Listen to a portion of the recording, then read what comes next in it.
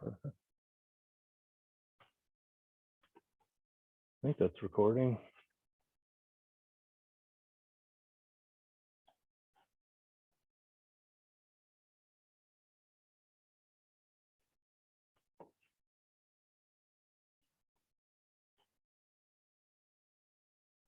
Perfect. Yeah, we'll just give guys a couple more minutes and then we'll go from there. And same as always, if you guys have a question, just type it in the chat box and we'll do our best to explain it. But yeah, we'll wait right till 10 here. It's 2 minutes away and then we'll get going. We're going to do Euro again. For the most part, we'll probably keep doing Euro as it's just the simplest pair to test. And it's probably the simplest pair to get yourself profitable. It's the pair that changed it for me, so it's probably the one I'll keep showing. I was actually playing with GJ the last week again because I really like the pair, and I have yet to test GJ for a full week and get better R's than Euro. I always end up you end up getting more pips, but it always ends up being 5 pips, 7 pip, 8 pip stops. So you need to need a lot further run to make any money. Whereas Euro, you get these pip and a half and 2 pip stops. All right. Really not a lot of people today. That's fine. We'll just go on as usual. Yeah, we'll start in a minute here. Anybody that joins late, they'll have access to the recording, and if they join halfway through, that's cool too. Whatever happens, share. But we can kind of start looking at structure here since we're pretty much there. Perfect. All right, so maybe we'll give people another minute here, just since everyone's joining. But all in all, we could look at daily structure quick. And where we are here is we just came in, we wiped this liquidity here. So we went down below these wicks. And generally, anytime liquidity is wiped and we type into a new OB, you can expect some sort of a retracement. So we'll go to the 4-hour here. Hey, buddy, what's going on? But yeah, so ultimately, we know this low is weak because it failed to put in a new high as it did not take this one out. And ultimately, we're looking to run this low. However, we just took this liquidity. We tapped into this OB. We've had an impulse down. So right now, we could say it's safe to expect a retracement. How far of a retracement can we get if we tapped into a daily OB? Myself, I will pull a fib. And at the bare minimum, we can say we should get at least a 50% retracement. Now, it doesn't always happen, but more often than not, we do get the 50% retracement. But if we just go to the 4-hour here, I'm just going to squish stuff a bit. And we're going to pull a couple of OBs. So this is, let's see. So this would be our sort of, here it is. So this would be our sort of inducement that we just tapped into. And with the inducement being intact, what we can expect is that this OB should somewhat hold. And you get some sort of a retracement. And the other thing, the other reason we expect a retracement here is because the impulse hasn't really had any, and I will talk about that in a sec. So we could say we're in this 4-hour OB. You could even, I pulled this one because it hasn't been mitigated. You could even say it's this one. And if we look to the left, let's see. Now, if we look a little further down, what we have here is, I would say we have this wick that stands out and the wick down below. Now, the reason we picked these wicks is, to me, they haven't been fully mitigated. Like this one sort of has, I guess. So we'll go 4-hour demand, 4-hour demand. And once we get them over there and everybody sees what's going on, we'll probably end up retracting the demands just so they don't take up the whole screen. I don't know, let's try like 300. It's always a good number. All right. Perfect. So yeah, so this is kind of our demands, we could say. All right.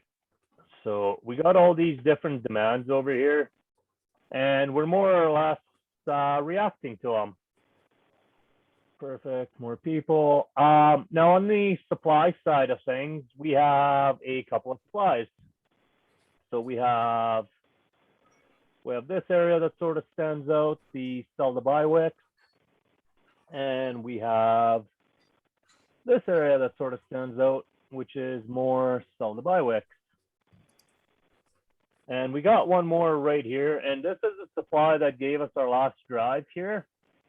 And we're gonna dissect this supply a little more on the 15-minute. So you guys can see we're inside a 4-hour demand zone. I'm gonna just retract this over here and put it to the left so that the whole screen's not gray when we're looking at it. But let's just understand that we kind of tapped into one demand, we're bouncing off another demand, and that's where we are. But we'll just keep them tucked to the left as we're expecting a retracement due to tapping into a daily OB. Now, if we go into the 15-minute side of things, we can kind of dissect things a little more.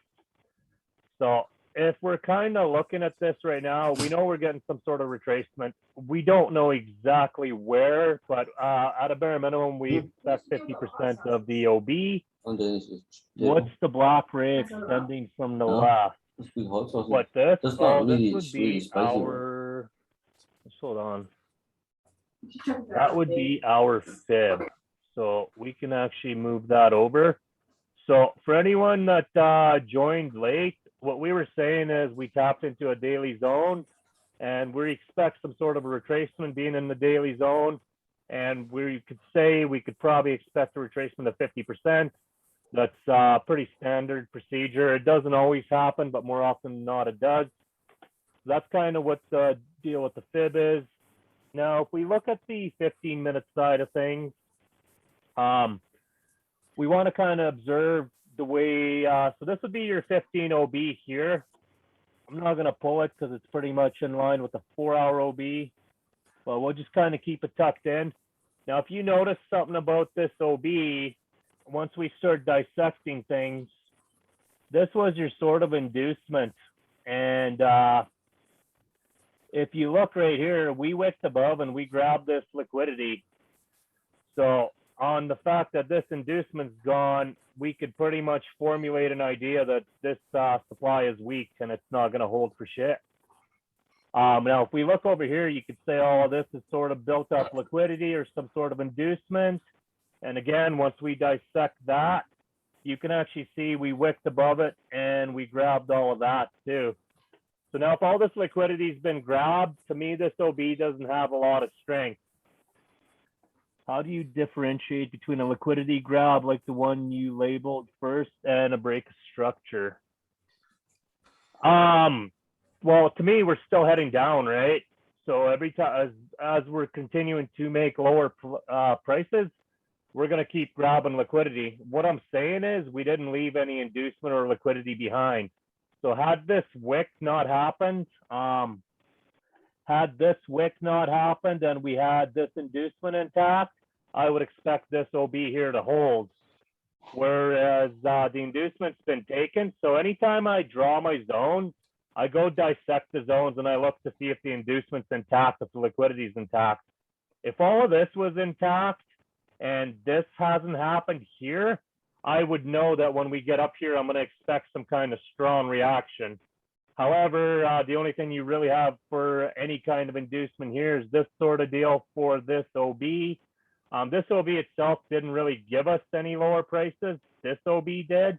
And looking at that OB, we didn't drop any inducement either. So we would have looked for something like that to happen, which we didn't get. So now by looking at all these things and how they formed, I can pretty much say that there's a good opportunity for longs, even though we're counter trend. I don't expect this to hold. We don't expect this to hold. There's no inducement here. And as you tap into a daily zone, you could be like, okay, well, at a bare minimum, we should be able to run this high. Now, if we dissect a little further before we get going, we have a, let's see, we have a sort of a supply here. And what do we notice about this supply? Well, the same as the other one. There is no inducement here. This wick came up and grabbed it. So at this point, I don't expect that supply to hold. Now you have this sort of a supply zone here. You do have sort of, that was your inducement. Again, you grabbed it. You could say you left a little bit of inducement behind, but for the most part, it's gone as well. So now if we start formulating all these ideas, at a bare minimum, I could say we could run this supply and maybe get some sort of reaction here. If we look a little to the left, well, we don't need to yet, but we'll dissect stuff as we go. So this is how I start my session. I pull my OBs, I mark the inducement, I mark the liquidity, and I look if it's intact. If it's intact, we're going to expect a strong reaction. If it's not, we're probably not gonna. As far as the OB side of things, we could pull this because it gave us our last drive, and we could probably say we'll expect some sort of a reaction there, but in all honesty, we don't expect that to hold, and that's due to no inducement. This guy here is kind of your peak. You could say that's some sort of supply too. Again, no inducement, so these two OBs to me aren't going to do shit. But we'll just kind of play price here, and if you guys want, we'll go on the 1 minute, and we'll kind of bounce between the 1 and the 15. And so right now, London hasn't opened yet. We're 15 minutes to London open. We're still making lower prices. So for the time being, we're just going to kind of hang out. We'll look for some risky stuff, and we'll look for some safer stuff. So obviously, being that we could say we're heavily counter trend. If we buy right now, we probably want to see a little more reason to buy and not just jump on the first buy. So myself, I want to see some highs made, and I want to see some highs broken, even if they're substructure highs, right? We want to see something happen. So like right now, like you could say you had this first 1 minute supply fail. I wouldn't be too concerned about that. Again, this is heavily counter trend at this point. I want to see a little more action that's going to tell us price is going to continue that way. So if we just play price a little forward a little more, and we'll kind of see if we get anything like that.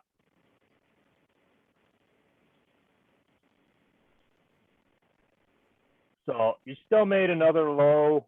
You're still driving to the downside, which is totally fine.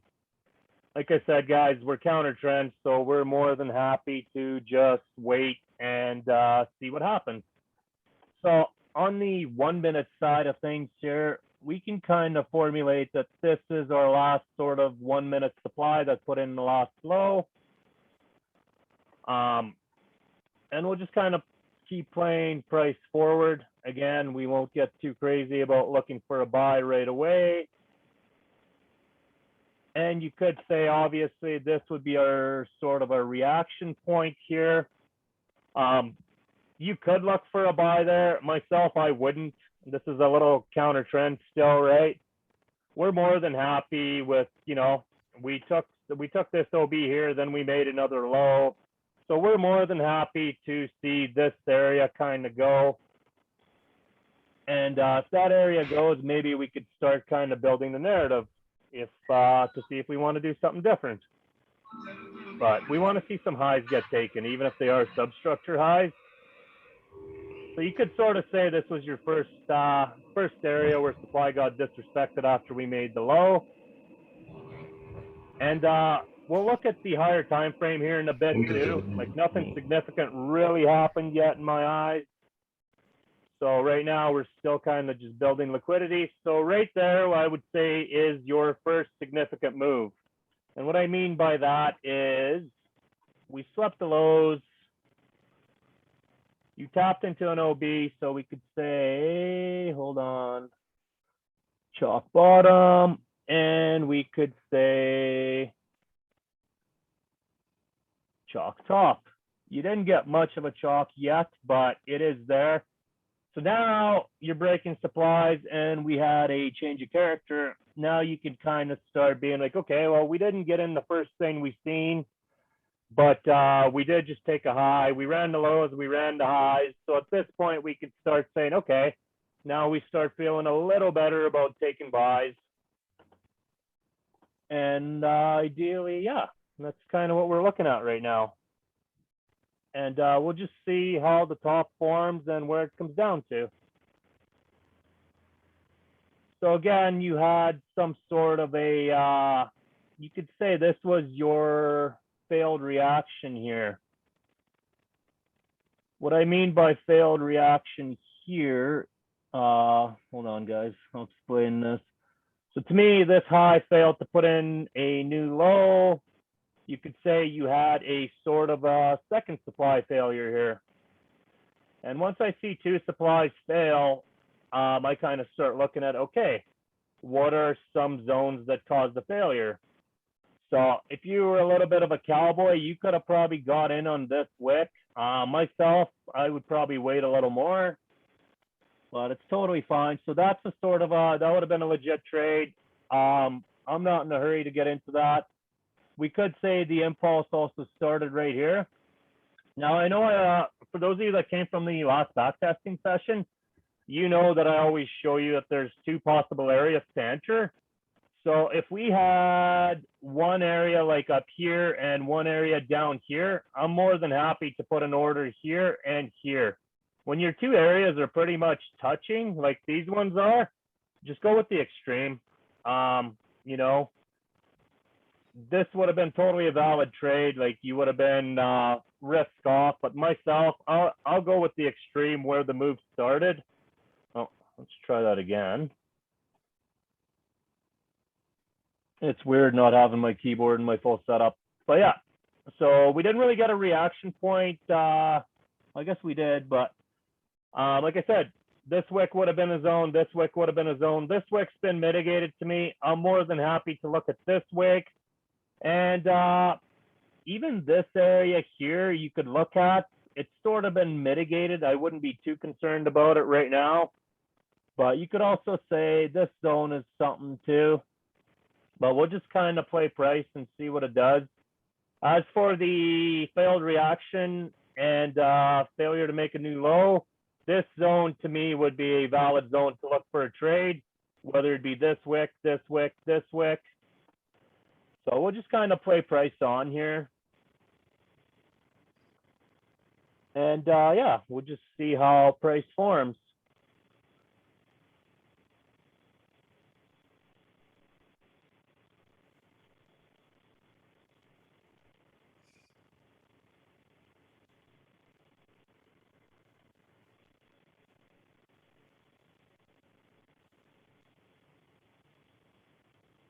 So again, so we could say that's a tap there.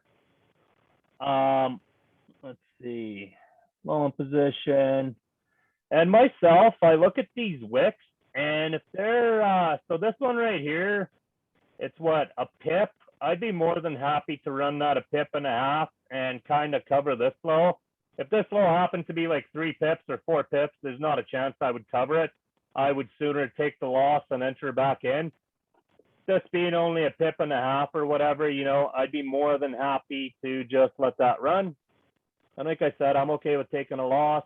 Now, if we go back to the story that we built, we said that we can pretty much expect a zone wipe right up to here. This will be even the next one, as it's got no inducement. At a bare minimum, I would have no problems leaving 80% of my trade on till there. And realistically, you could probably even leave it on longer, but I would have no problems breaking even. Now, when I say you're going to leave it on till here, don't be a retard. Pay yourself.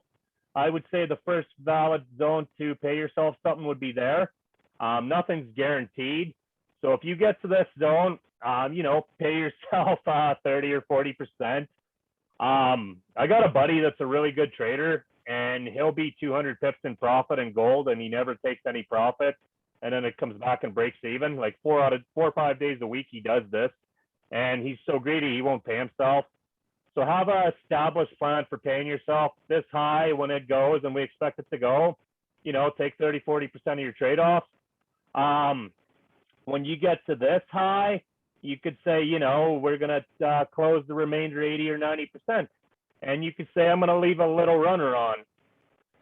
But yeah, always have a plan for paying yourself. It's great if you executed a trade, but if you didn't take any money off the top, that's a problem. So let's just drag a line up here, and we could basically say we're going to look to pay ourselves there, and we'll call that 15-minute structure. Anyway, so that's kind of how that goes. And does anybody have any questions so far? It's we're pretty basic. Nothing exciting's happened yet, right?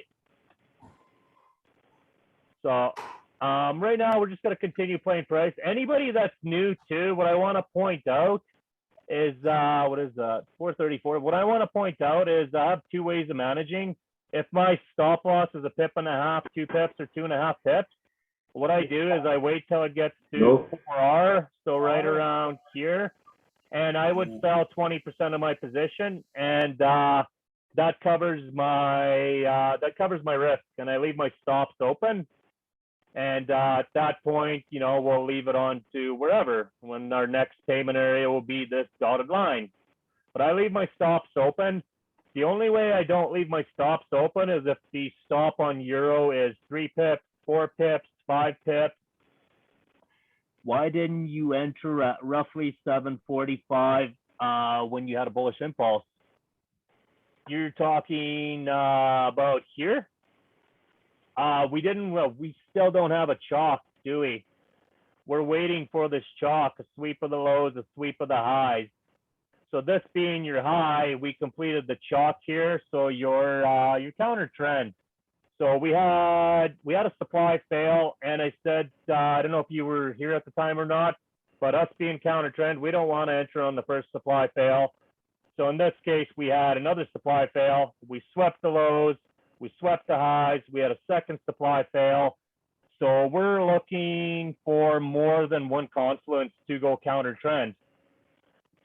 What R do you move to break even, or is it always different conditions? So it's always 4R for me. So if this is a pip and a half stop, and I leave my stops open, I never adjust my stops unless the stop is bigger than 3 pips. So if it's a pip and a half, 2 pips, or 2.5 pips, I'll wait till we get 4R, and I will sell off 20% of my position. And the reason I like to do it that way is more often than not, when I used to go break even on a trade, it would come back and hit me at break even and then run to target. But if we get a trade or two that we take that's got 3 or 4 or 5 pip stops, I'll show you the other way of managing. And the reason I go break even on those ones is I don't want to wait 16 pips to be risk off. If I can be risk off between 6 to 10 pips, I can protect my capital. And ultimately, that's all we're looking to do. Yeah, I hope that kind of makes sense to everybody. And if you got questions, by all means, ask. We're stuck here together for the next hour and a half or two. So right now we're kind of entering that dead volume time. I'm not a big fan of taking trades in dead volume, but if something legit lines up and gives us a reason to, then we can definitely start to look at taking another trade. How do you read order flow and structure, especially if order flow is different than, let's say, 1 hour? Myself, I don't use 1 hour. I use 15 and 4 hour. To myself, I guess I look at the higher time frame, and I look at like what's legitimately going to happen. And sometimes I'm wrong, sometimes I'm right. But if we had an impulse to the downside for a while, and we just tapped into a daily area, we took liquidity, and we tapped the next OB, I expect some sort of a retracement. And the retracement, I would expect it to go to about 50% of the leg. That's ultimately BFIs. If prices to continue down, they're going to want to take more orders at above 50% because they don't want to buy down here where we are. They're more than happy to unload some positions here, take some buys, go back up, and start taking sells on the way up and then push price back down. So ultimately, we said we do expect to run that daily low, but usually when you start getting into 4-hour and daily zones, they rarely get run in one go, especially if it's towards the end of an impulse. Like 4-hour OB is more likely to break if your impulse just began, but as the legs carried on for a while, the longer it goes, the less steam it has, and it needs to retrace. Profit taking needs to happen. Like, banks are not dumb; they will pay themselves, so you can expect some sort of a retracement. But yeah, as far as, let's say, your 1-hour question, I would say, if you're comfortable using 1 hour and 5 minutes, do so. That's totally cool, but stick to those time frames. Don't be using 100 different time frames. Whatever works. Why 3 different color candles, mate? Okay, so this is inside bar, and what the inside bar tells me is, like, for example, if I look at, hold on, did anybody see where my little tools went? Oh, that's fine. So this right here, for example, if I went on the 15 second, I know that there's some sort of range here. They probably swept the lows and then they made an impulse. So on the seconds, that inside bar had something in there that initiated price, and it's usually a BFI footprint. It can get noisy. I like it. Range on the lower time frame. That's correct. That's correct. So we'll kind of carry on here.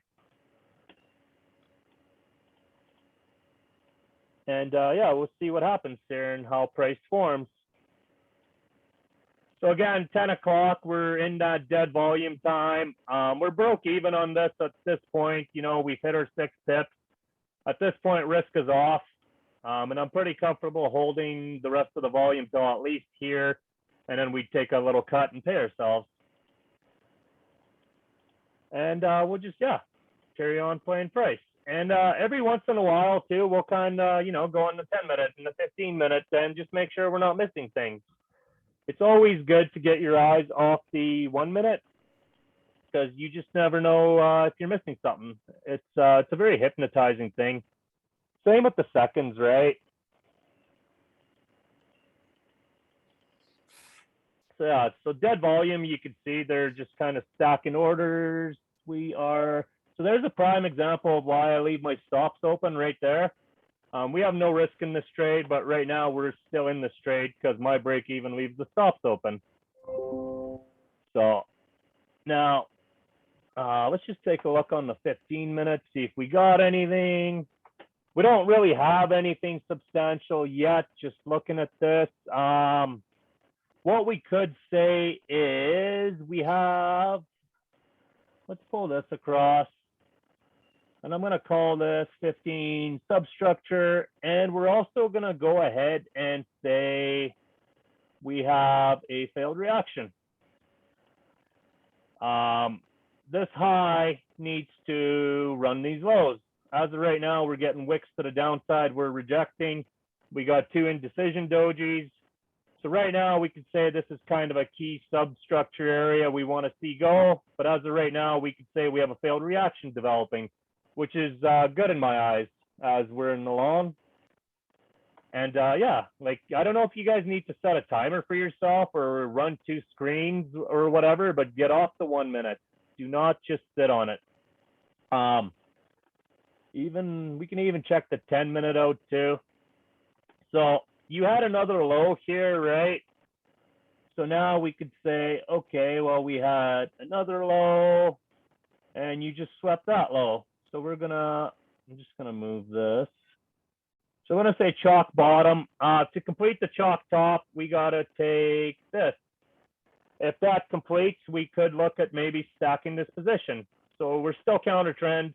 We want to see more than just a flip, but I want to see this zone go and complete the second chalk. And that's totally up to you guys too. If you see another trade you guys want to jump into, this is a backtesting session.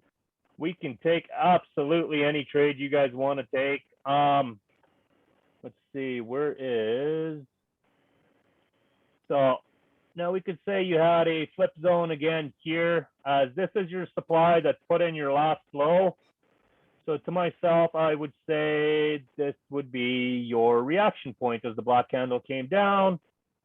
And we'll just keep an eye on that. So as of right now, let's see if this chalk completes, and we'll just play price.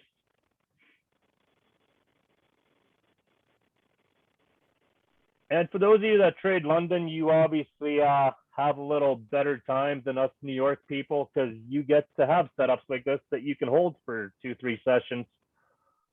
We don't usually get that choice. So in a lot of my trades will be, 5, 6, 7, 8R, 9R. Whereas in London, you can get those 15, 20, 30, 40R trades. It's a little bit unfair, but that's life. So I work with what I got. So right now, what do you guys notice? So we took this high here, and we can actually change that to chalk top. So now our chalk completed with when this little high took that. If we go back to where we swept the bottom, what would you say your supply is? Well, the supply we pulled, where's your reaction point? Again, right there.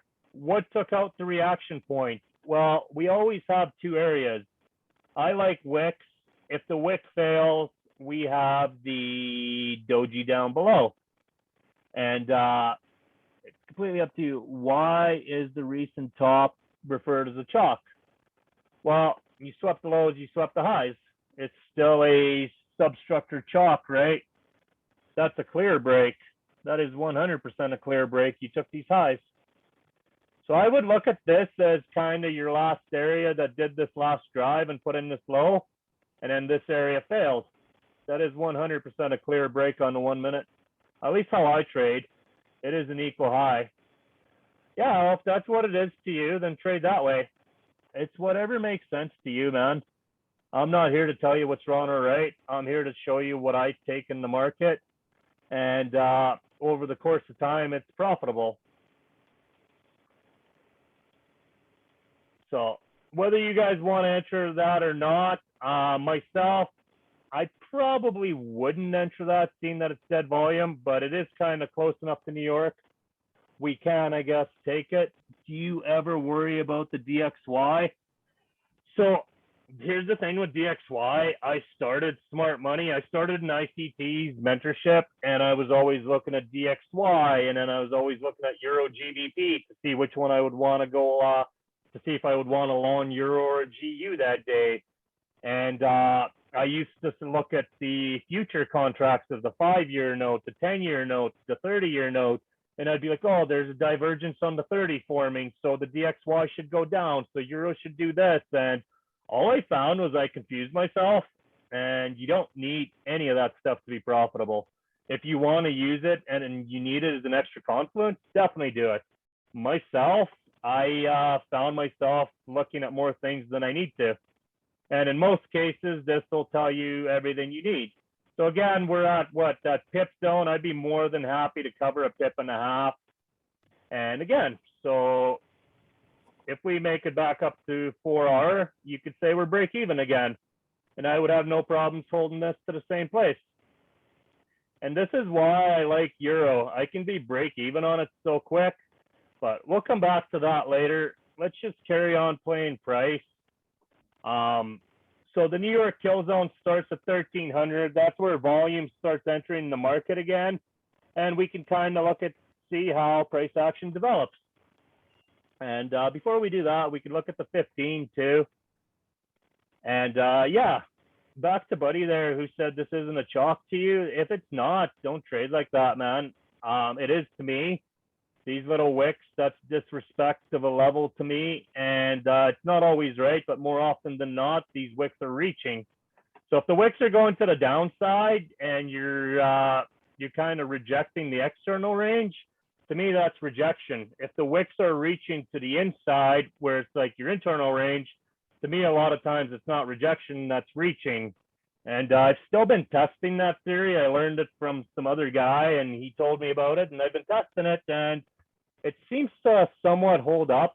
Again, not always, but it seems to work. But yeah, at this point, I probably wouldn't look at anything till, at least the New York kill zone. Like I said, it'd be even questionable if I would put myself at risk to take this. But seeing how it is part of a chalk move, I have no problems taking that. And if it doesn't work, whatever. That's totally fine. Overall, we get such good R's, we don't need to hit off every trade. I'm just going to get rid of this too. Like, we know that's a chalk complete. And yeah, so as of right now, we're still kind of making higher highs on the 1 minute, and which is what we like to see, obviously.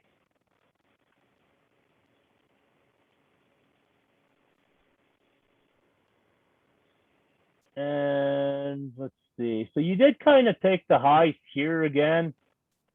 Whether or not you guys would enter or not, that's totally up to you. Upside liquidity taken out, absolutely. And now you're kind of looking, well, should we enter another trade? Would you enter another trade? You totally can. I would probably wait a little more and see if we get something else. So you are kind of, let's see. So now you're in that New York kill zone. We got the volume, and you can start looking at the narrative and see if anything else tells you to take a trade. So now you could also say you swept the lows, you swept the highs once again. Where did the move come from? Well, the move to me came from here. Where else did the move come from? Probably this little guy. We always have, a lot more often than not, you will have two zones where the move came from. But yeah, again, you took the lows here and you took the highs here. So that to me is still showing us that we want to go to the upside. And yeah, we can check our 15 and 10 too again. So as of right now, we're not showing anything that we're going to run this low. So I'm pretty comfortable still buying. And this guy, yeah, we'll hold it for fucking ever. But yeah, so that's going to be our first payment zone. I would love to pay myself there, take something off so you're up on the day. At this point, these two trades are broke even. You don't really care if they go to target or not. Like, you do, but you're not sitting there sweating, wondering if you're going to lose money. And those are good positions to be in. Now, this being New York kill zone, I'd be more than happy to put an order on both of these, and whatever one goes, goes. And you could, you know, same thing. You could even say if you're in these, again, this is, what is this? This might have been CPI or something. But again, you're looking for that. Let's see. Where is? So again, and one other thing I was going to say too, guys, if you, so again, we'll do that pip and a half. One other thing I was going to say, guys, too, if you put an order on both and your first order grabs and it takes out these highs and it starts going to the top, I will take this order off. I won't keep it on at that point. And the price comes back down here, and we'll see how price develops again. And I will more than likely look for the next flip zone to re-enter. To me, this is not as valid of a zone anymore. And that's just myself, too. What's the kill zone time range? So this is London time. 13 to 1600 is your highest volume. You can safely trade 13 to 1700 London time for New York. But 13 to 16 is where I try to get the majority of my trading. There is a London closed kill zone, and that's where you can trade, I think it's from 1530 to 1630 or something, but I don't really recommend it. It seems to work 1 day a week. So at this point, you would have probably taken 30% off this, 30% off that on that first candle. This one here, I would, if you're in all three of these, I would probably just break even on this guy and find like this OB or something to pay yourself, or that OB, whatever. We could even say, let's not get greedy. We'll take 50% off right there. We'll leave the rest on. And for the most part, you're up enough on the day with these three trades, you wouldn't care anymore. Now, I know a lot of us only trade New York, so if you miss this trade, you're going to continue looking for trades because you don't have that London set up. So we'll kind of play price on and see how it develops. So that's totally cool. We're still making highs. And you're risk off. You're not worried about anything. And that's what you want to do. Now, something I forgot to mention too, and some of you guys are probably wondering, our initial range was kind of this zone. And we could say that was kind of our initial fib range. And we could say that both of these buys came from the discount. As our range develops, I'm going to go from this high probably to wherever that high stops. Being that we get an impulse like this, I don't necessarily have to buy from discount. It's definitely a higher quality trade if you do. But when I see an impulse like that, chances are it's going to keep going. And again, if we go back to our 4-hour analysis, if we expect it to come to the 50% of that 4-hour range, we could safely say that you can leave little portions of all these trades on and probably right up to the 50% range. Whether or not they all make it, that's pretty irrelevant, right? Let's just look at the 15 quick and see what we have here. So we obviously are reacting to this supply zone. I said that we're not really expecting to hold. And we're still seeing some sort of reaction, which is totally fine. On the flip side of things, guys, for those of you that were here last week, whenever you get a clean push of a candle like this, you sort of get this gap in between this wick and this wick. If you look left, we have an OB. I don't know why, but these always seem to react. And I've tested this on 15-minute, 1 hour, 4 hour. If you get a clean push in one candle, look left and pull your swing point. More often than not, it'll react. And it seems to be some sort of a zone. And you can backtest this yourself. I've done it over and over. And anytime there's a clean push, there was no interaction between buyers and sellers here. This is all buyers. Chances are price will come down lower and rebalance itself. This could be a possible POI. I'm going to even call this doji a possible POI. Although if price comes down to that doji, I'd be looking at most likely it not staying intact, as we didn't really drop any proper inducements. And proper inducement to me would look something like, where's my, so again, we want to see something like that. And you want to see this horrible demand, but you want to see this inducement drop. If it just does this and it comes down here and there's no inducement, it's probably running that. Again, not always, but more often than not, that's how I got caught, and it seems to work. It really does. So we can go back to the 1 minute. Now, when we hit this supply, guys, what's likely to happen? If we look at the reaction, what is a likely scenario here? We expect to go up, but we could also see a retracement down. Does everyone agree? Exactly. So where could a pullback go?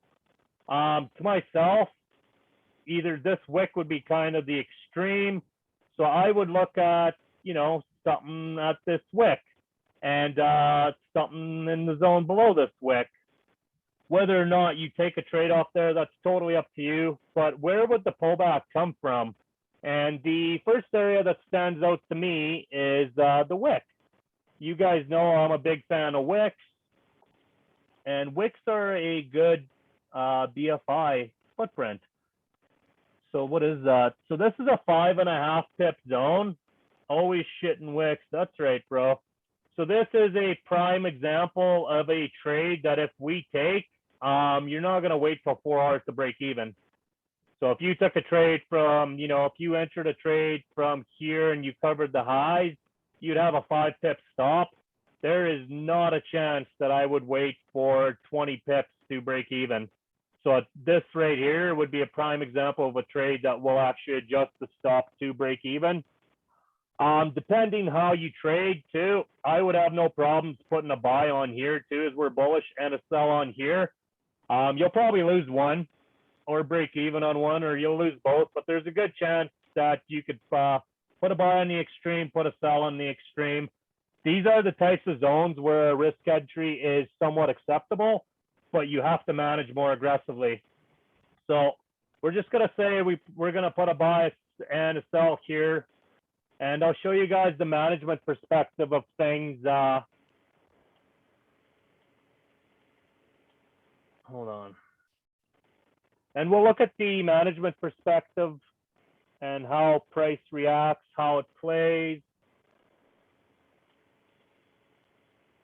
So when you see a zone like this and you have a high, would you guys consider this inducement? Would you ever try taking a trade off this zone is the more important question. I hope your answer is no. So this right here, anytime you see shit like this, that's getting run. I would never in a million years take a trade off something like this. We want to look at these extremes or this extreme, and if this gets run, we can look at something at this OB. And like I said, if price comes down here to this area, I would probably start saying I'd be looking at this low becoming weak and this whole scenario failing. So we're always kind of looking who's in control. So as of right now, demand's in control, but we also expect a pullback. So it's good to be on both sides of the market. No liquidity grab, not even in prime price zone. No, not really, hey? So again, this would be a prime example. If you went break even on this trade, you'd be broke even on it. I leave my stops open. Depending how this works out too. So depending, let's see. Again, we're 2.8 pips stop.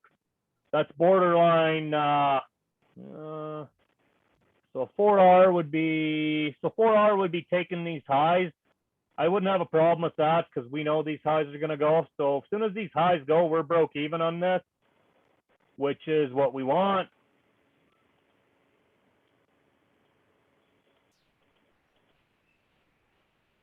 And yeah, shedding wicks too. So this is again, and you sort of created what I call now equal lows, or sort of equal lows. So we have equal lows here. That now becomes a target. We're not worried about it in the sense of we're now broke even on this trade. So whether this trade goes or not, I don't care. And this is what I tell you guys. Take a trade if you can manage and go break even quick. If we can't manage and go break even quick, you probably shouldn't be in the trade. So you're now in your sell. We could say we're going to be smart guys and we're just going to take 50% of this off. The reason I'm going to take 50% of this off is these equal lows. To me, that's just something that should be run. Whether or not it gets run immediately or later, that's not really something we're really worried about.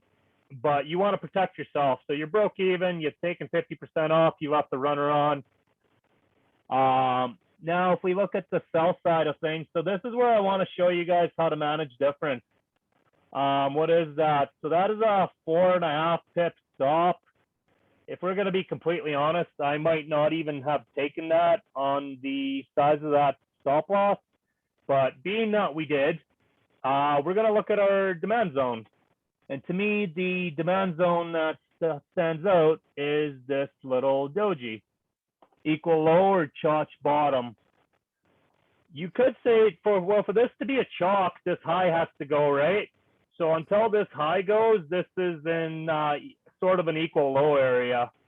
But if this high goes, we could say this is a chalk bottom.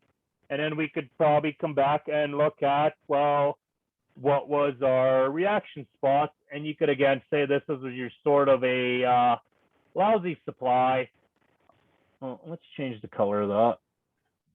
But yeah, for the chalk to complete, the high's got to go. So let's say we got this weak low to target. Yeah, I feel like this would be a proper weak low to target as it didn't take this high. Absolutely. Now, this is a totally different management, guys. This right here is such a large stop. We are not waiting 20 pips to go break even. It's just not happening. So at the bare minimum, you could target these lows. What I would do here is when this demand goes, if it goes, I would adjust my stop loss to break even right there. On the flip side of things, going back to what Robin said here, is this a chalk? No, it's not yet, but we did sweep the lows and we did have a supply fail here. And you could kind of say you have two areas here. To me, it'd be something in one of these wicks could be a valid zone. Would I take that off the bat? Most likely not. And the reason I won't take that is I don't like these equal lows. And we could also say you have another zone right here, which would be a legit zone to look at. You could also say, argue that this doji itself could become some sort of zone. I missed the reason why you took the sell there. Simply because we're expecting a retracement. Are we still in discount? Let's actually take a look at that. So let's, hold on. So this would be our, so that would be pretty much our zone right there for equilibrium. So I'm totally okay selling here. We look like we bought almost at 50%, maybe just below. Kind of a sketchy operation, but this is one of those things where order flow trumps everything. You see this impulse, the chances are this impulse is going to continue. If we come down to this area, I'm going to flip the script and start shorting everything in sight. So as of right now, I'm going to continue with the market structure. Speaking of market structure, guys, let's just mark that quick. So you have a zone here. That to me would be sort of your last high that put in this low. The last high before that was kind of here, and you had a zone here. So what you could say right now is we are unconfirmed bullish as we took this high. Valid sell for me too when I see HTFPA. Absolutely, man. And this is where management comes in though. And let's kind of go over this and see what happens. Whether or not this works, it's not 100% relevant. Not every idea is going to work. The idea is to be able to enter that trade and be able to go break even fast. So right now we're kind of developing some PA. Not really anything we're looking at right now. Myself, depending how price reacts to these three zones here, I wouldn't necessarily be the first guy to be like, let's take a buy immediately. Like these equal lows do scare me. If we do see something where we can get into a really tight sell or a really tight buy or something and we can break even fast, absolutely. So right here, we disrespected demand. And right here, I would say if we came past this supply, this trade becomes invalidated. So this is where you have to use your common sense and not wait for 4R. So hold on, stop loss, stop. So if we entered up here, what is that, 462, 448? So that's about a pip and a half in profit. And, you know, that'll cover slippage, that'll cover commissions. And we're looking to run these lows. If these lows don't go and that fails and price starts going the other way, we could probably start looking at taking something the other way. All depends how price reacts, how price develops. But like I said, the sell to me is completely valid, whether or not it works. So right now we could say, so disrespected that zone completely. We're sort of reacting to this zone yet. I wouldn't necessarily be looking for an immediate buy yet, as we do have those equal lows.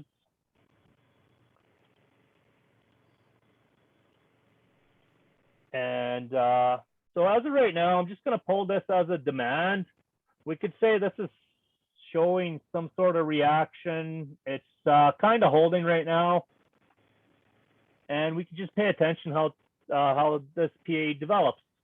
Again, at some point, I think these equal lows should go. Whether or not it's today or tomorrow or the next day, that's the question. And that's where you have to be like, I have a trade idea, but can I break even fast? So right now, we're still kind of not really doing anything. So that right now swept the range of swept the lows of the range. Let's see if we got a sweep of the high of the range. If we got a sweep of the high, to me, this high becomes weak. And even though we have equal lows, I am not worried about these equal lows getting run. Now, if we get a chalk complete here, more often than not, I'll probably take some profit off this because this high now becomes weak. And you start saying the high becomes weak when price looks like it wants to come up. So again, you had a disrespect of a zone. So if we look at these lows, then we could say chalk bottom. And we could again say this was sort of your equal highs, chalk top. Now you can leave that sell on, or you can be like, I'm going to pay myself a bit because we're disrespecting price. Totally up to you. Chalk top. So let's just get off the 1 minute and see if the 10 or the 15 show us anything different. So as of right now, nothing's really saying that we're coming down. If, hold on, I'm just gonna, let's change that to demand. So as long as this demand sort of stays intact, I'm pretty happy looking for buys. If this demand fails, like I said, this one isn't gonna hold for shit. So that's kind of how I'll view it. The 10 and the 15 is not really showing us anything other than some sort of a retracement. So now if we go back to this, where is your last sort of a supply zone? Well, this would be your last sort of a supply here. Why the chalk below is not liquidity? Well, it is liquidity. You swept liquidity to the left. So that to me, that's what a chalk is. You took the lows, you took the highs. So that is 100% a liquidity grab. It's whatever you want to call it. You could say you have some sort of a reaction point again here. Now this is it a double bottom? I don't know, man. A double bottom is more of a retail thing. But to me, if you swept the lows and you swept the highs, that's good enough of a reason for me to look for a buy. If it fails and it comes and takes these lows, you still have a sell that you're going to make money on, and it'll cover your trade idea. But you never know which chalk's going to go. Like I've had days where I've taken 3 losses on a chalk, and then the 4th one goes, and I pretty much, just make a little bit of money or break even on the day. It's not like, hey, it's going to work every time and this trade idea will never fail. That's not the case. But yeah, a double bottom is a retail thing. And if you did look at this as a double bottom, well, it got swept. So the next time price comes down here, we're likely running these equal lows. Yeah, that is exactly it. What took out the reaction point. And as always, guys, we have 2 zones. We have what actually took out the reaction point. And then you have, yeah, exactly. And then you have where the move started. So either one of those zones is valid to me. If we did enter a trade here, where would we look to take profit? I would probably pay myself here. This high to me is weak for sure. And this is kind of one of those zones where you pay yourself and you leave runners on, because nothing's guaranteed in Forex. Don't be the asshole that holds full position and never gets paid, because that's how you wipe an account. So even this sell right now, we just had a chalk. I would say take 30, 40, 50% of it off, but leave some on in case this gets run. That'll cover the loss of one of these. And that's all it is. You're trying to figure out how can I enter a trade that I can break even fast and I can pay myself quick. It's not about making $1 million on a trade. It's about managing risk. So this right here, we have sort of a 2 pip zone. 2.1. That's a little big, but yeah, whatever. Again, where's 4R? Well, 4R to me is below this high, which means I can break even before this high, which means I have no problem grabbing this. If this one, if this fails, we're going to take the one below it too. If both of these fails, this sell's going to cover those losses. So either way, you're winning. And you're still in, you still have all these little partials going, whatever you paid yourself, whatever you left on. And that's what I said. You guys that trade London, you can honestly just own the market. It is, it's not fair. And I will continue saying it's not fair, but I tried trading London and the whole night shift just did not work for me. It's not fair. No, buddy, I'm totally with you. I was actually talking to a girlfriend and told her we should move to Southeast Asia or Europe when the whole COVID thing's done and trade London and not trade New York. So just looking at this, we still disrespected this. We're kind of in that middle zone, but towards more of the lower end of things. So this is where you could even pull another fib in this range, and I would say this low and this high. And we'll go PD 70-30. So this is kind of, we're stuck in this range, and we don't want to be buying up here right now. So one of these is totally fine. We take a loss on it, totally fine. I don't really care. It's we get such good R's, I really don't mind. So again, price carries on. And we could always go back to the 10. Do we see anything different? And right now we're kind of in that range. We're building orders. So again, nothing that says price should be going the other way. My bias is still bullish. Unconfirmed bullish, but it's bullish. In case it's not bullish, we have a sell. And that's where, yeah, it's good to have, it's good to hedge yourself once in a while. So the 15 doesn't really show us anything different from the 10. So we're pretty comfortable, again, taking that buy. Whether or not it works out, that's always, you know, open to interpretation. I'm going to delete this 15 OB here, as it's kind of been tapped a few times. We're just going to at least move it to the left here. And again, this zone here, I would probably pay myself a chunk at this high or this high, and you could leave some on, whether you want to pay yourself again at this OB or you want to, you know, swing for the fences and think that's going to be your trade that retires you. Completely up to you. I'm a big fan of paying myself. You'll never go broke paying yourself. And trust me, you'll feel a lot better if you made a little bit than if you made nothing. So again, so you're towards the end of this New York session. At this point, you probably wouldn't really be entering any positions. I mean, you can if you're a cowboy, but you're probably broke even on this or pretty close to it. So I wouldn't mind staying in it. And if it doesn't work, whatever, you know. But as of right now, the bias is still bullish. And if nothing else, you paid yourself here. You broke even. There's no risk in this trade. You took a little off this one, so this trade didn't work out. It paid you a little bit, and you broke even on it. And this is what I was saying with these large stops.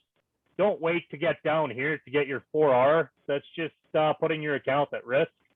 We want to be broken even in 10 pips or less, at least on Euro.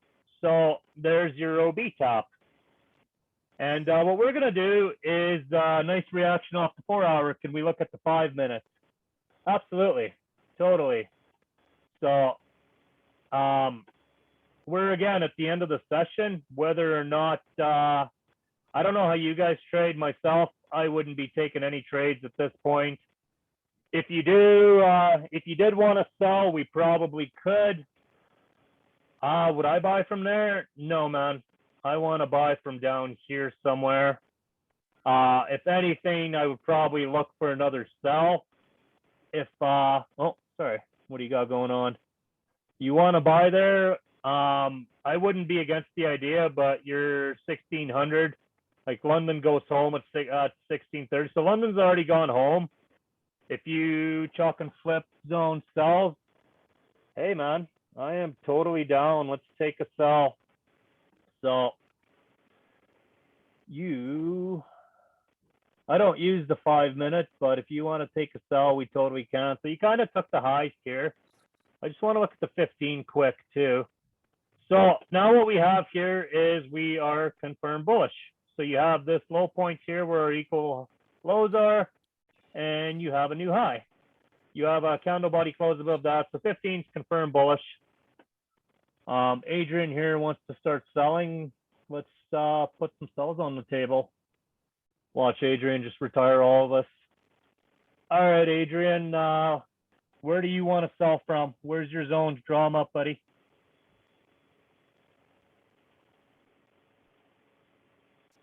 You want to, so you want to see that go, and then you want us to come back here, and then you want to sell. All right.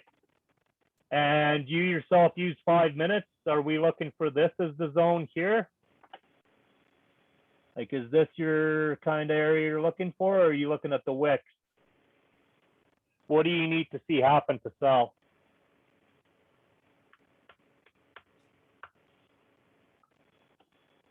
You know what? Why don't we just, we'll play price, see what the 1 minute looks like. What do you got here? So you did take the lows. You did actually, yeah, you took the lows here. You did take the highs here. Again, so I want to see what happens after the chalk and failed reaction. Okay, totally, man, totally. So as of right now, you just want to play price forward, or are you looking to take a trade off one of the extremes here?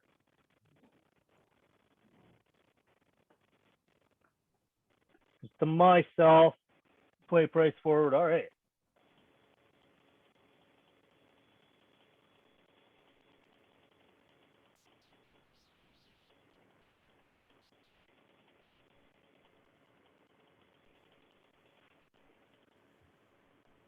Let's see.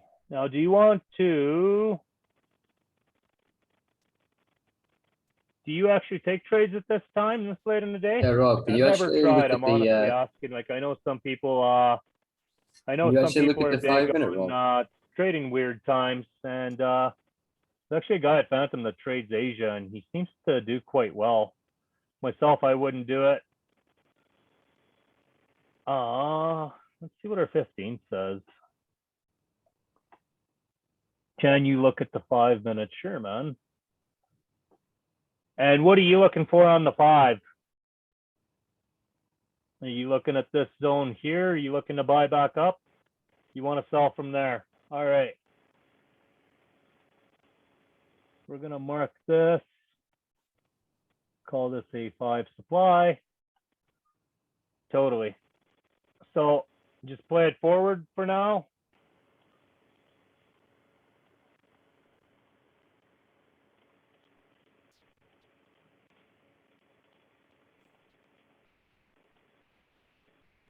So you're heading into Tokyo now.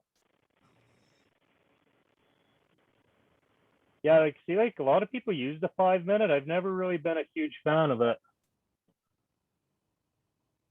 But and myself, I probably wouldn't even 5 minute was delicious on Friday, was it? Yeah, I don't know. I don't trade like that, but if it works for you, do it. And like a lot of people use 5 minute and 1 hour and it works for them. Anything that works, I wouldn't change for anybody, man. Right now, myself, I wouldn't dare think of a trade at any point here. We're always kind of looking at, looking at how do we get into a higher probability trade. And for myself, that is higher time frame. But yeah, I wouldn't trade out of hours. No, it usually doesn't work good, does it? And I don't know if this is the pair you'd want to trade Tokyo for either. I would imagine Aussie or something yen would be a better pair. So where are we at? 5:30. Yeah, Asia does that. So you're at 6. So again, we could totally start building a narrative here and see what happens. Just hold on, guys. I just got to answer a message here. 2 seconds. All right, let's see. So right now we're approaching that Frankfurt Open.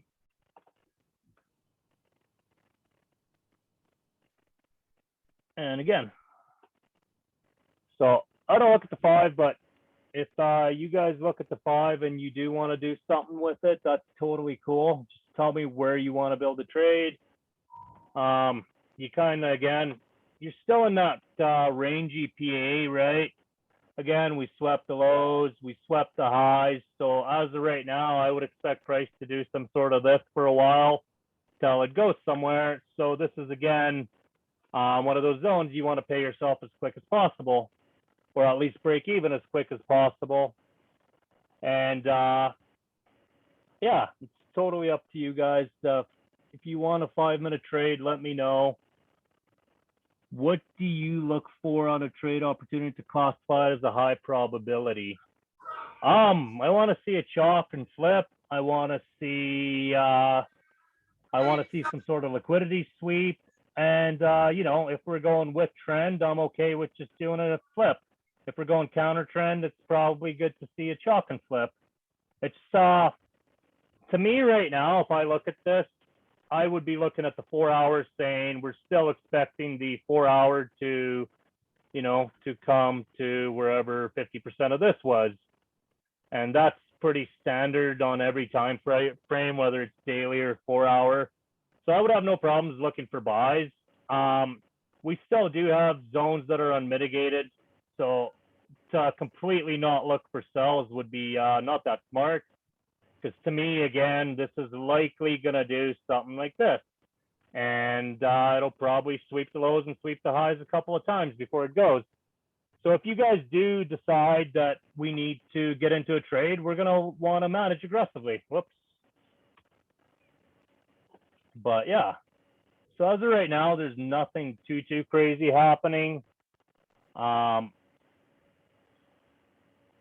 see. So you're right around that open, and we can kind of see how price reacts here. So you did have sort of a demand failure right here. You could be a cowboy and sell this. I don't know if I would, but you could say this low is weak and it's probably getting run. Let's draw it out, and we can look at this trade right here, actually see if it's worth taking. So you didn't have any sort of interaction here whatsoever. So chances are you will probably go to the extreme. And this is a prime example of you're going to draw this out and you're going to be like, okay, well, if this low is weak and we're only targeting this low, is it worth taking? Where is, and this is where I'll pull this out and be like, okay. So again, you do your pip and a half. And what do you have here? That's the 3.2R trade. I probably wouldn't even think about taking that. And the reason being is the risk is not worth it. Like if you want to enter this and look for your 3.2 pip or 3.2R, that's totally cool. You know, maybe if you could get into this with a pip stop and get 4.8R, I would probably consider taking this. But with a pip and a half, which is probably a good benchmark to cover spread and cover some of these highs. So this would be an example of a low opportunity setup. That being said, too, where are we in the range? Just trying to find my fib here. So this is kind of our range. Let's just we'll just shoot a little ray on 50% here. So I mean, on that side of things, you can definitely be like, you know, you're priced okay. Again, the risk reward's not worth it to me. Now, what do you notice here? We had a sort of a drive up from here. Hold on. We had a sort of a drive up from the 15 demand. Yeah, you took the liquidity here, you took the lows, you took the highs. This is kind of could be a zone for looking at a trade. And we also have a sort of an unmitigated area here. We also have these equal lows. You could even say these are sort of equal lows where the chalk is. So there's definitely a reason to look for a short.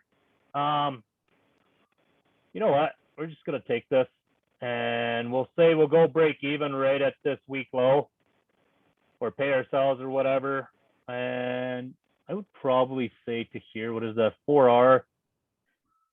Still not really worth it, but we could break even by that demand. So whatever, let's take it. And the reason I would talk myself into taking something is in case this goes down further. But as of right now, we're still sort of looking at buys as well. So let's kind of play price forward and see what we get. Because as of right now, PA is bullish. So that to me would be, and this is again, if you did take this, you could do, you know, sell 80% here and keep a little runner on in case the trade happens to retire you. I've yet to get a trade to do that for me, but you know. So we tapped into our 15 demand, and let's just see how we react here. So to me, your last sort of a supply would be here. So if we see that go, I don't mind looking for a buy, as we are still bullish. Okay. So we do, there's your reaction. Just hold on, guys. Let's just, what do we got here? Let's get rid of this. I'm kind of over that one. That's a little better. Hard on the eyes. All right, so this is a 15 POI. We got a reaction here. Let's see how the reaction goes. So you have a reaction failure. So now we have two zones. Once again, and you could say you paid yourself a little on this sell. So this wick would be something valid to me. If you're smart, you'll probably cover these wicks below, and this would be something to me. And again, we're bullish. I don't mind. Yeah, exactly. You do have a chalk complete. You hit your 15 POI. And I would have no problems putting in a limit on either one of these. Well, not that one. So, all right.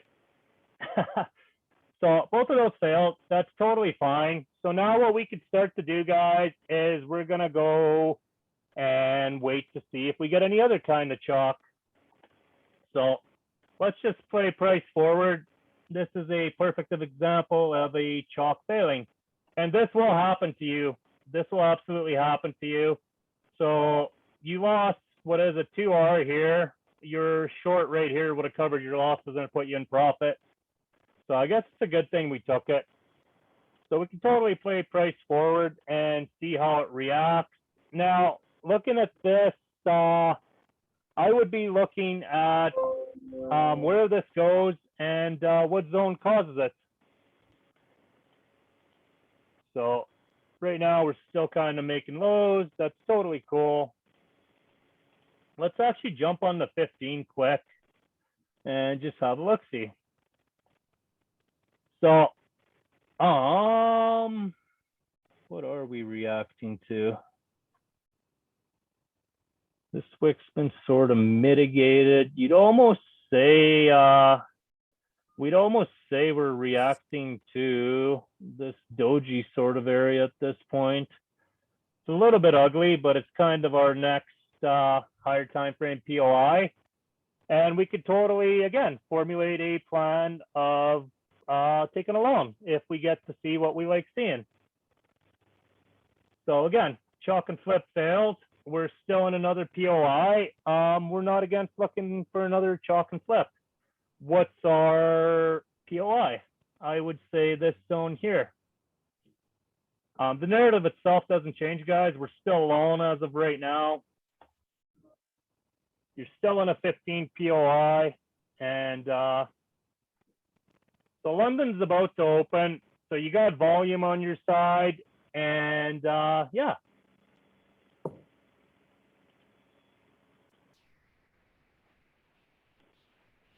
For those of you that are wondering what the reaction was, this would have probably been your 2-minute reaction point. So if you want to draw that, you can too. Totally valid. Up to you. I'm going to wait for a 1-minute reaction point. And this will be your 1-minute reaction point. Again, we look for the interaction and what takes us out. Yeah, I would be looking at that 100%. This wick is definitely something. 100%. It'd be the first area, and that could be a possible area. Let's see where this reaction point goes from. Yeah, that is equal lows too, but as of right now, we're still bullish. But yeah, that is 100% possible that these lows get run. So this is where I said to you guys, leave a little on the table. So if we took 80% of this off and you left this to go to wherever the hell, you would still have a little runner on. And if the price does come down here and takes you 2 losses out, although this runner will cover your losses. And this is where it's good to hedge yourself. Absolutely. So now to me, and this totally depends on you, but to me, the reaction point probably got taken out from something in here. With how small the zone is, you'd probably be a smart man if you cover a little bit lower. So let's say this is the sort of a reaction point. Is it possible for it to come here? I would be more looking at this as inducement for that. Can you see what it looks like on the 2 minutes? Absolutely, man. We can do anything. In the 2 minutes, that inside bar stands out quite nicely, doesn't it? But so does this wick. But this wick to me would be inducement for that. So I would say either this or the 3 minute. So the 3 minute, you got a wick, pretty much the wick we pulled. You sell the buy wicks right here. So either or is valid. You know, again, let's just see how it reacts. If we lose both, well, this little guy will cover us. That's totally fine. And there is totally probability of it, you know, taking both out. We do have CODs to go lower too, right? And what I'm talking about is you have a range. We've wiped the range once, taken the lows and the highs. Chances are we'll create another range and take the highs and lows. And that usually happens 2 or 3 times before a range is cleared. And you could look at any range, but we have CODs to go lower. We have this area to sweep. We have this area to sweep. To me, that's always a cause. It doesn't always happen, but it can, which is why I'm not against looking for self. You always have to be open-minded. Let's go back to the 1 minute here. Depending how you manage to, again, for me, I probably would say if this trade goes, I would definitely look to pay myself here. And the reason why we're paying ourselves so often, guys, is we're still in a range. We haven't actually left the range. So let's actually go to 15 minute. So as of right now, again, this low is weak because it failed to take, or this high is weak as it failed to take this low. But us being smart little fellas, we're going to say we should probably pay ourselves somewhere around the high. And we'll call that 15-minute structure.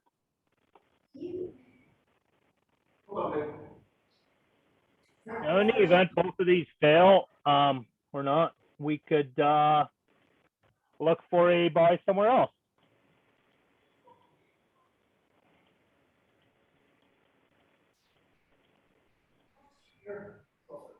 And for those of you that wanted to be extra safe, you could wait for this to go, and you could say, I don't know, maybe this wick or this caused it. Totally valid too, but then you're buying in premium of the range, whereas we bought just in discount. So this one would be the same as the other trade. Now, if you guys notice, every trade we paid ourselves in short, more often than not, the rest of it didn't work out. And that is the importance of paying ourselves. So this right here, for example, what is that? 5R, just about 6R trade.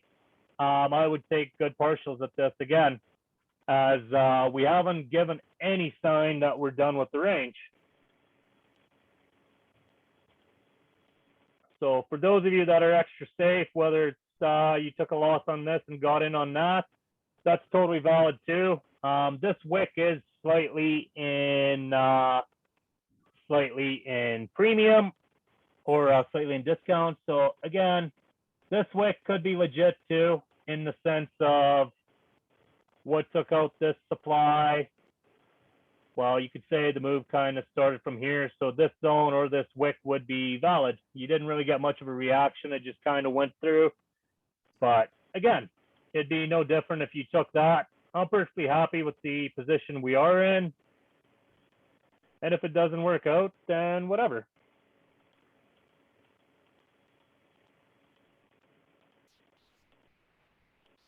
So again, let's look at the 15-minute. So right now we took the lows again and we took the highs again.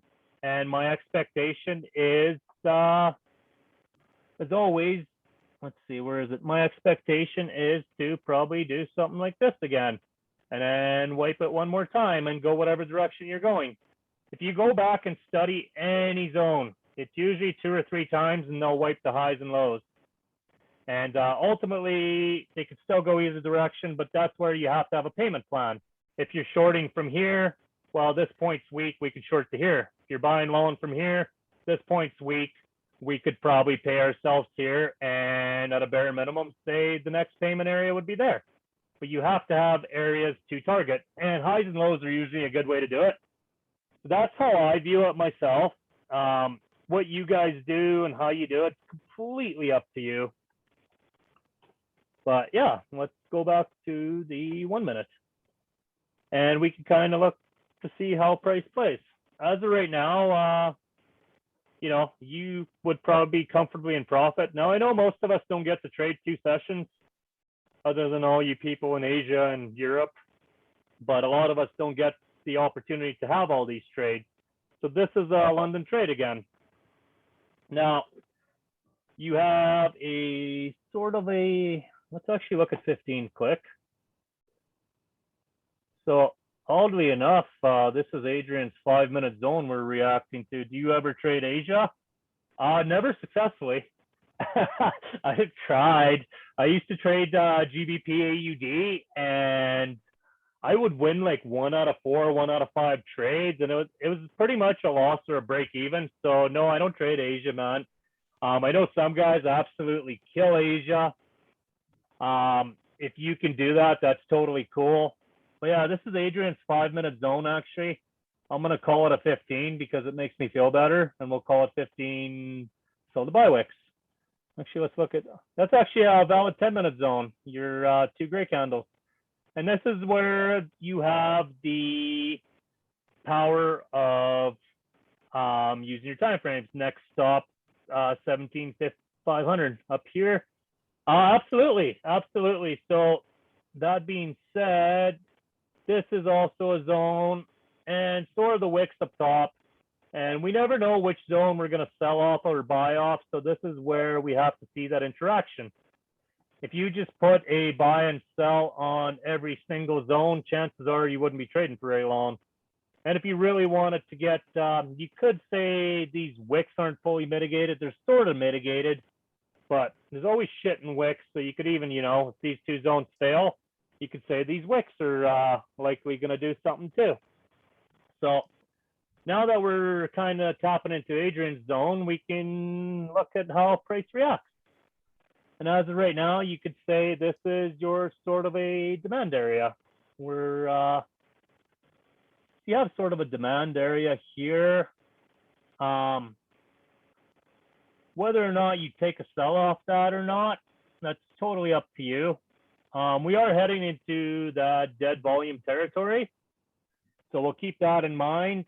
If we see a trade and you guys want to jump in anything at all, let me know, because this is everybody's session. Flip zone is around 17,400. Oh, you're talking right here. That would be your flip zone. All right, well, let's wait for that flip zone. Totally cool. And this is probably a higher probability setup. Like I said, in all honesty, if you did get all of these trades in, you probably wouldn't be sitting at the charts right now and trying to capture every single move. What took out your reaction point here?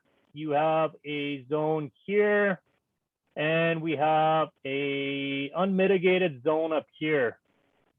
So either or would be valid. It shouldn't have to come up here. This is mitigated. But if you did want to take a sell, either one of these zones would be valid.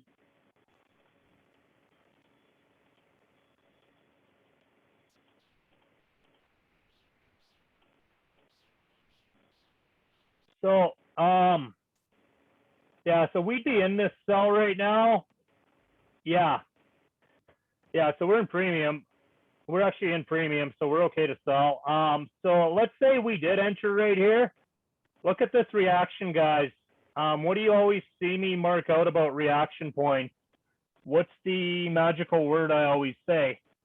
We want to see a V-shaped reaction. What kind of reaction are we getting here? What would you call that? To me, this would be stacked liquidity. And we're likely going to take a loss on this. More often than not, that'll be a loss, and that's probably inducement for that. So we're probably going to eat shit on that, and yeah, we did. So anytime you see something like this, if it starts forming this flat zone and it comes out and puts you in profit, close it. This is getting run. And this is, you know, in a live situation, if you've seen this, anytime you went into slight profit, I would close that. I would even be willing to take a partial loss because this is probably getting run. So let's say we took another loss here, whatever. If we did take a sell, where would we sell to? Well, at a bare minimum, I'd probably pay myself here and then probably pay myself again here. But yeah, this is complete dog shit here. Like complete, and it happens. It does happen. And this is why I told you guys you always have two zones. Sometimes you got to lose one. Sometimes you got to lose both. And that is just the nature of the game. So myself, I would probably do a pip and a half. To me, now looking at this, to me, you could probably say this is all inducement here. Again, you got stacked money, and this is probably some sort of a higher time frame OB. So at the bare minimum, you could target the liquidity, and if we get down that far, there's a chance that, you know, this sort of becomes weak, and we could run it.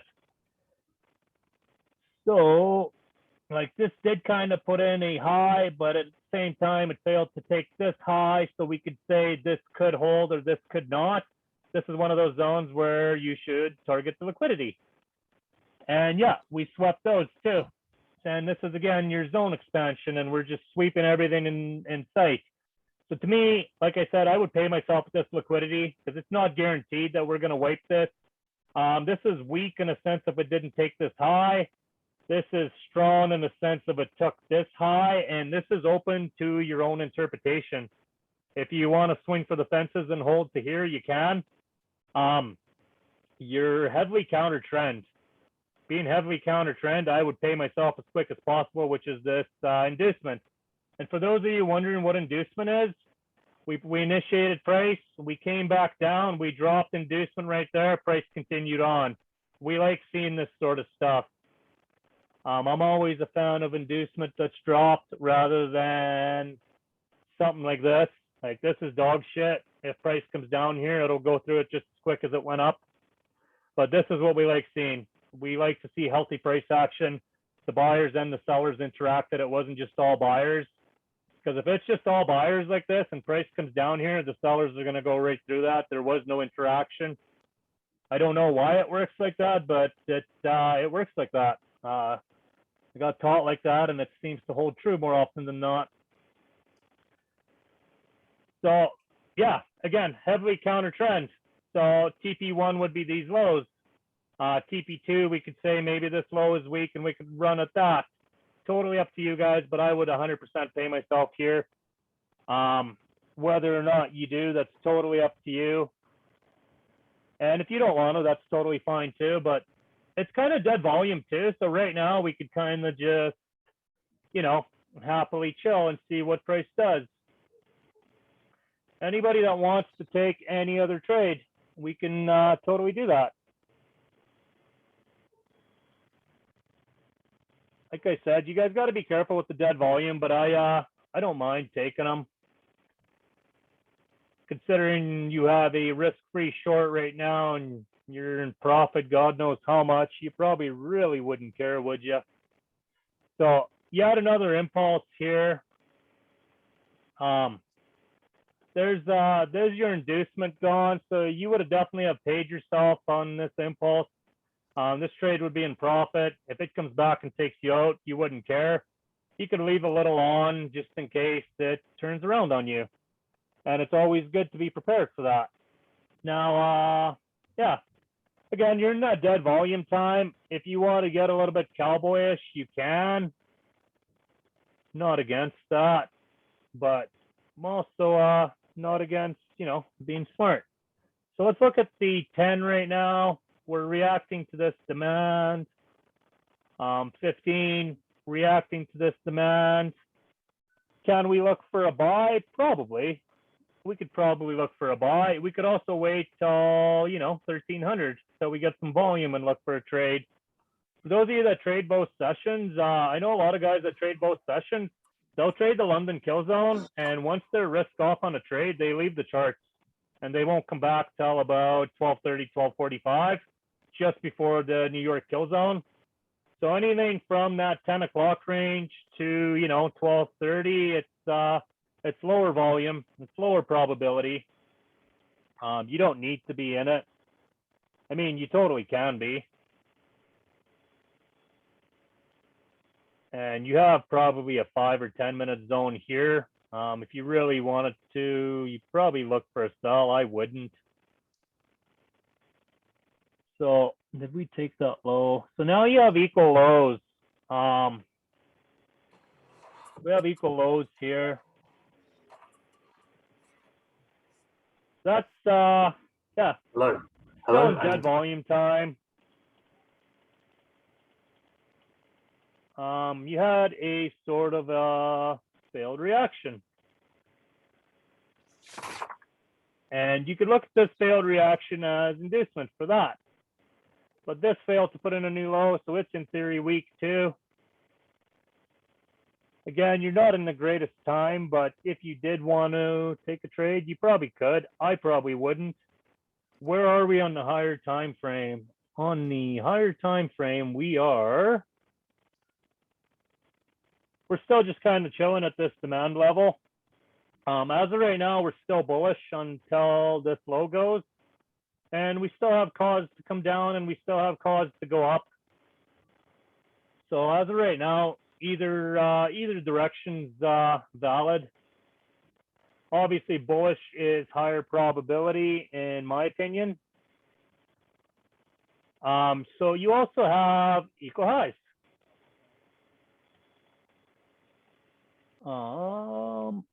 Where are the equal highs? So you have equal lows here, you have equal highs here.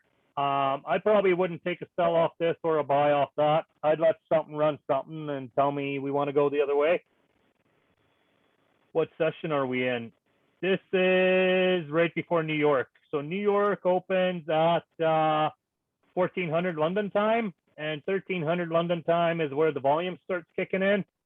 So right now, this is just London's volume, no one else. That's why it's dead. Usually you want the session overlap of 2 sessions or more. And when you have that session overlap of 2 sessions, you can kind of have a higher probability at succeeding. So yeah, this is kind of a shit zone. And you're also right around the 50% of the range mark if you look at it. And a lot of times the 50% of the range does dog shit like this. So now we could say you sort of took these lows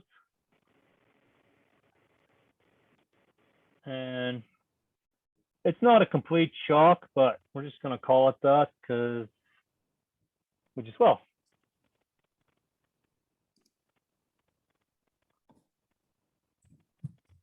All right, so now you have a sort of a sweep of the highs.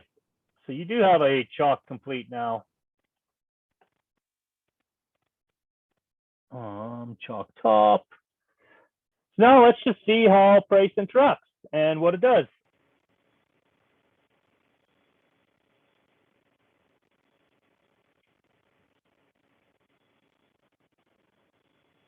So you have a failed reaction on the, hold on, failed reaction. So this would actually be a failed reaction on the bottom here. We failed to take that high.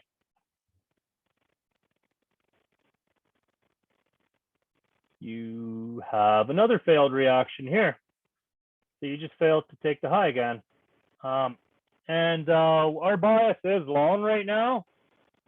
So this is not ideally what we want to see, multiple failed reactions. Failed reactions meaning they failed to take this high. So now piecing together these failed reactions, we gotta see how price plays and maybe zoom out and see if there's any reason to go down. So this is the downside of trading view. It shows us that we're going to go down, but our idea would come from the 1 minute and those multiple failed reactions. So 1 failed reaction, 2 failed reaction, and let's play price forward. And it is always, always good to go on the higher time frame.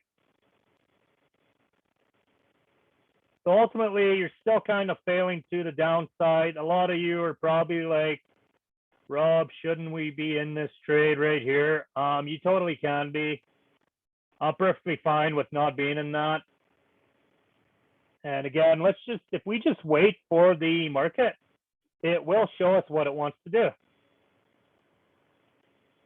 And there you have this is an aggressive reaction here. I like seeing these.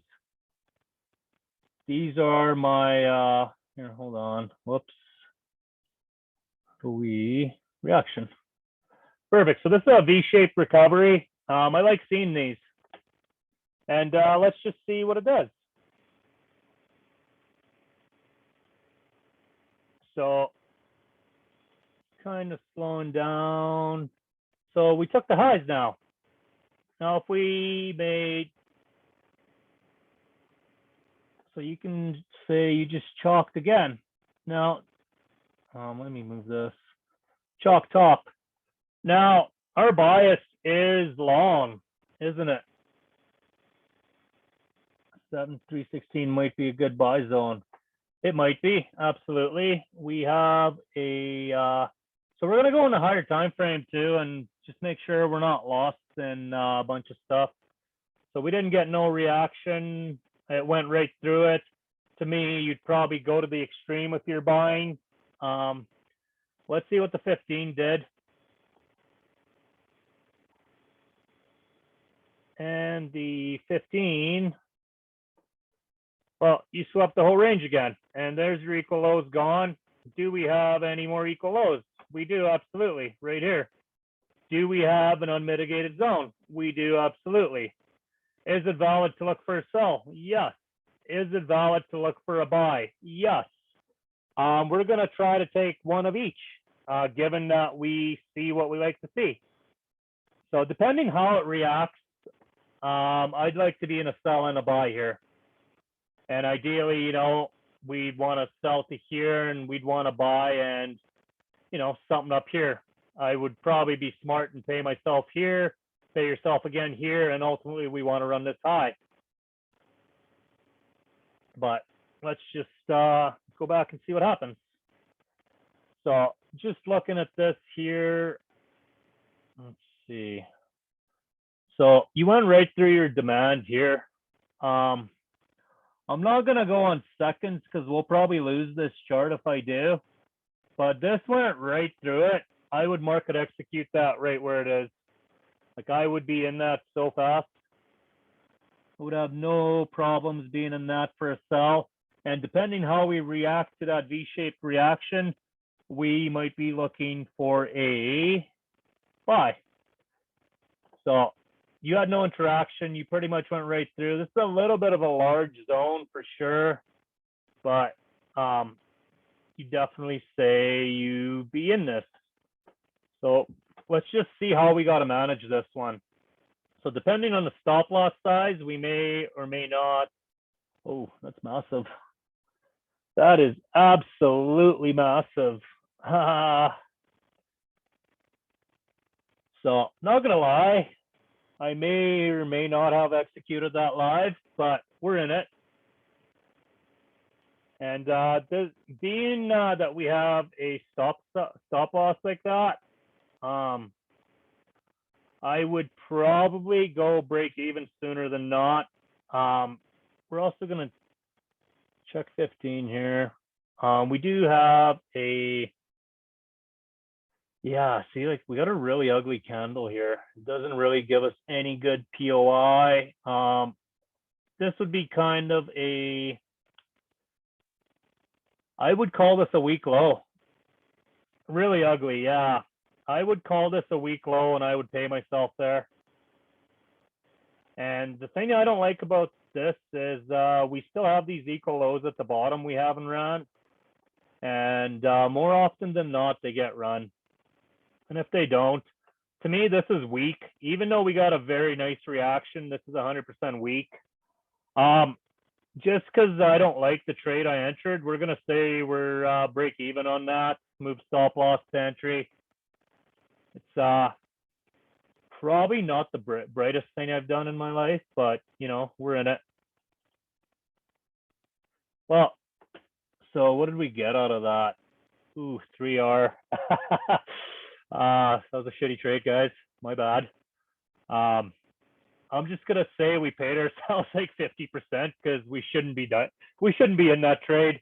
We really shouldn't, but we are. Done for the year, right? Let's just see how price plays forward here.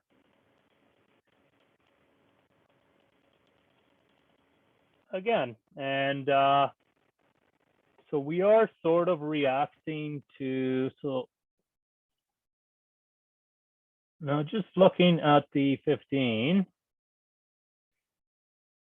So our, now I want to point something out here. Our low was these wicks. We failed to candle body close below this low, but we did sweep these equal lows.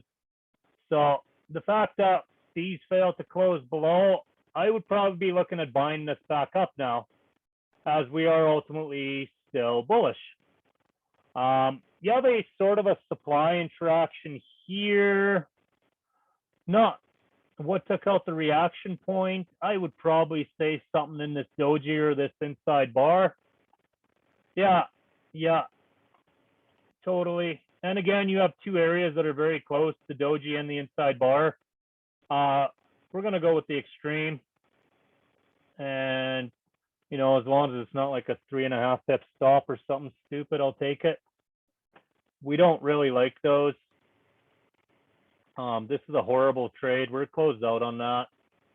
Don't take those.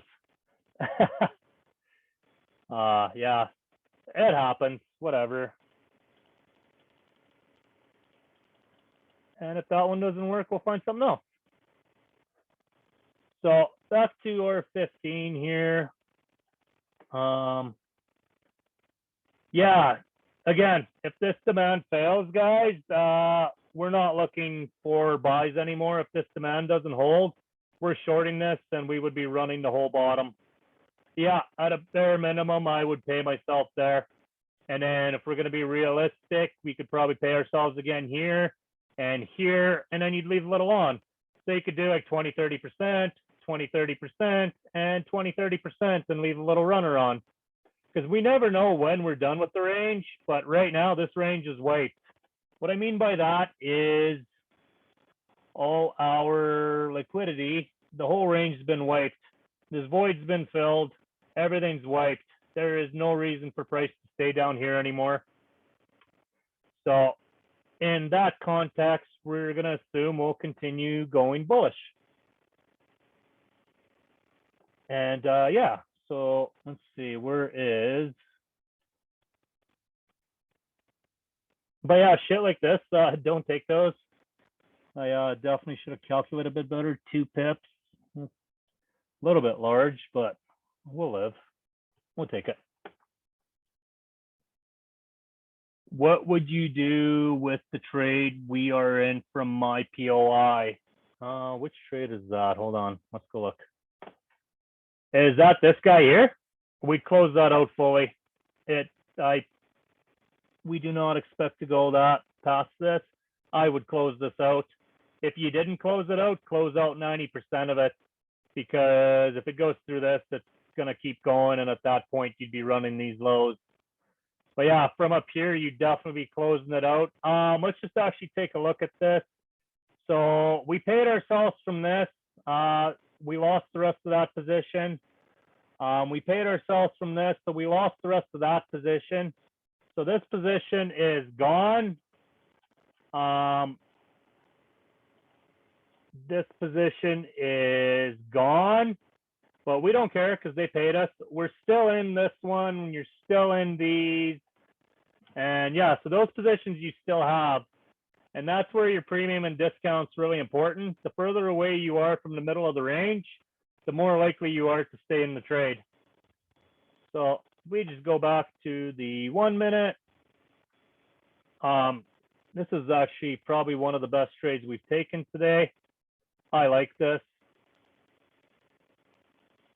And if nothing else, you're broke even on that by now. We can even go to, no, we'll just do one here. Would I look for any more trades here? I mean, you could. I don't know if I would. I like the positioning we have. I really do. You guys kind of seen what happens when we get the positions at the edges. We're able to keep those. When we get the positions in the middle, we don't keep those. And this is closed out because that trade's shit. But we'll just kind of play forward. So now, if nothing else, you paid yourself at these highs. And, you know, then we're going to look to pay ourselves at these highs. And then aside from that, you could probably leave the remainder of that on to your 4-hour target if this zone wipe is complete. So you wouldn't be trading at this time again, but price should not have to return down there as the zone is wiped. All our liquidity is gone. If it comes back, whatever, you paid yourself. Let's actually do this maybe on the 5 minute. So again, you created these sort of equal highs. Those will get run. They always do. We'll call it money, but that'll definitely go. So you can see where dead volume is not that great to trade in.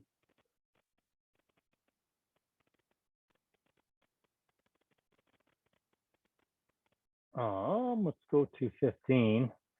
So if we remember, if you guys look at how price interacts around that 50% range, the 50% of the range is used to stack. And more often than not, those trades you don't make a lot on. If you do, manage aggressively. But that's where the fib can save you some losses. And if you're not sure, just trade the extremes. They'll keep you out of a lot of losses. But right now, I'm going to say this high needs to go. And it should go.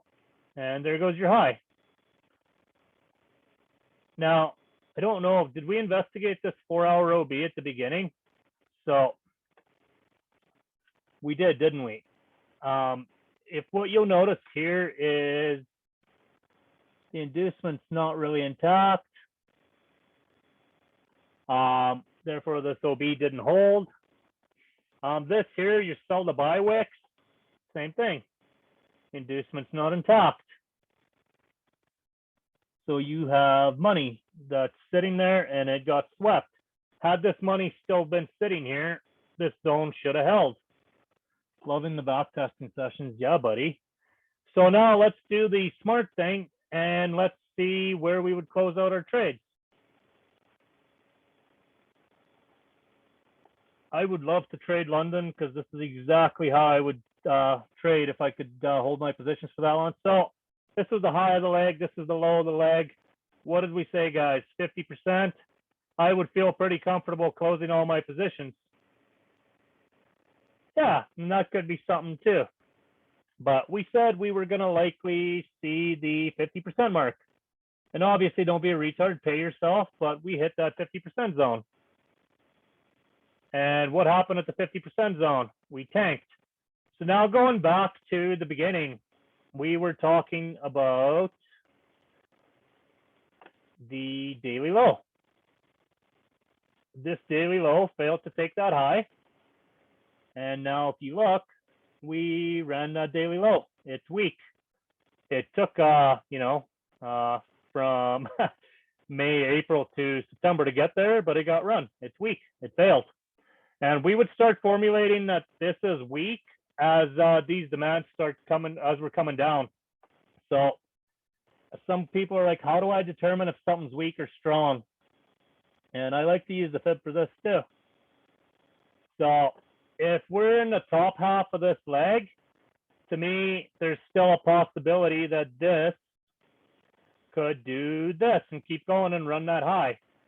Once you see this impulse and all of these demands failed, what's likely to happen? Well, this will likely get run as this low is now weak. Love trading, absolutely, man. Absolutely. So, yeah, it's the same thing every time. We pull our POIs, guys. We get two biases. We get a bias of why we would short, and we get a bias of why we would go long. And we try to formulate a bias of which one we should hold longer off the higher time frame. Are we going to take losses? Absolutely, lots of them. But our risk reward, we go break even on a trade really quick. We're able to pay ourselves really quick. And as long as you manage aggressively, you shouldn't really, the losses shouldn't affect you that much. You take 3 losses and you take 1 break even, but the next 2 trades land, well, you've covered your next 5 losses easily. And that's the way you got to look at it. If you look at retail, those guys work on like 15R a month or something like that. Like I couldn't do it. I don't have the patience. I'm not a patient man. Like I don't think I could ever trade off the 1 hour and 15 minute without going down and, having my 2 pip stops. I would quit trading. I just don't have the patience. But yeah, ultimately this is all it is, guys. We mark our POIs, chalk, flip, gone. Break even as quick as possible, pay yourself as quick as possible. And you've seen that only about Vertex guys trade 1 to 100 hours. Yeah, there you go. I haven't got quite there yet, but working on it. But yeah, our main idea is to pay ourselves as quick as possible. You guys seen that half of our trades we ended up taking partials off, and then they came back, took us out. And that's going to be the reality for a lot of your trades. So pay yourself, manage aggressively, and we'll probably end this here, guys. I'll get this uploaded to YouTube later today on an unlisted link, and I'll get everybody an email later today. How much to rent a room?